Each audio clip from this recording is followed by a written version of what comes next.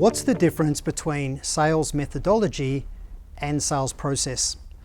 It's a question that I'm asked often, and most people are pretty confused when they try and explain it themselves.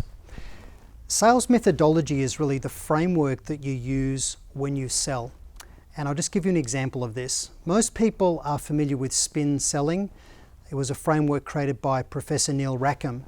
Back in the 80s, they went and watched with a research team over a 12-year period 35,000 sales interactions. Incredible, I know, but all of the research was documented and has been reviewed.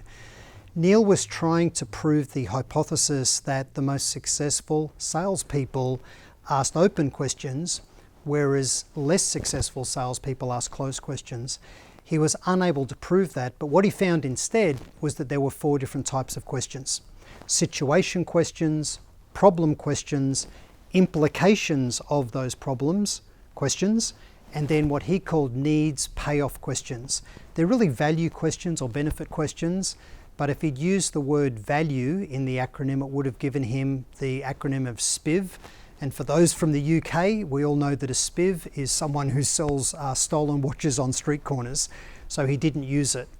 But the point is that SPIN framework is not really a process. It's a methodology, a framework or a methodology for creating the questions you use in sales, but you don't work through SPIN as a process when you talk with a prospect.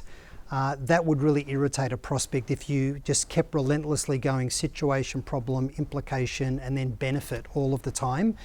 But what it does do is it helps you think about what are the best questions for me to focus on.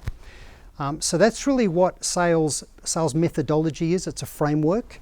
And then if we think about sales process, it's the way in which you sell. So if you think about selling, in my mind, there's basic stages that you go through. Initially, you're doing funnel building activity. So you're creating target lists, you're using your ideal customer profile, and you're screening down and you're thinking about, I need to get lists of people that I can drive outreach with. So you're pipeline building. You're then doing qualification and discovery. And when you think about pipeline building through to qualification and discovery, you'll need a process to manage that. And that process will involve technology. You'll need to use marketing automation tools. You'll need to integrate into your customer relationship management, your CRM software. And you'll need to sequence things in certain order. So for example, to run a qualification process in your own business, there'll be key things you need to know about the customer in order to determine whether they're a good fit. You'll need to know key information before you can give them a proposal. So you need to document all of these things within your sales process. You'll then move into the phase of proposing solutions. You'll move into a contract negotiation phase, and you'll have a process for driving all of those things.